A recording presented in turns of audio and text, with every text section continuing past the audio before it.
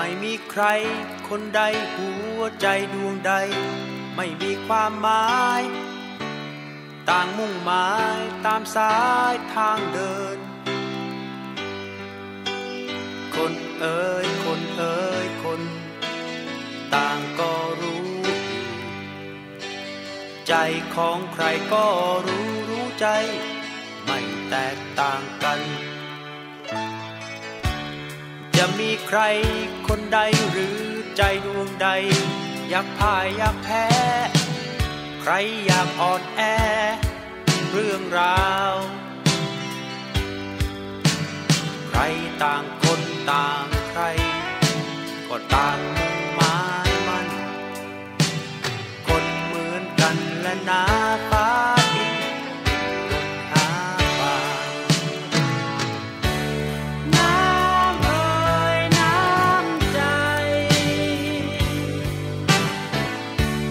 ของใครให้มา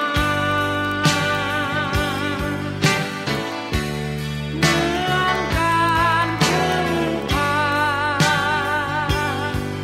ภาษา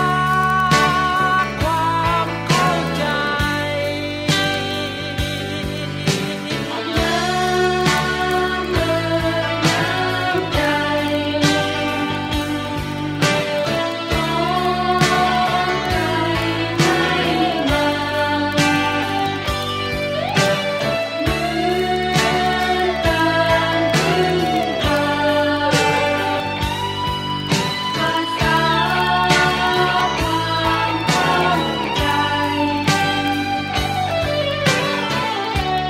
มันก็เป็นเช่นนั้นนะ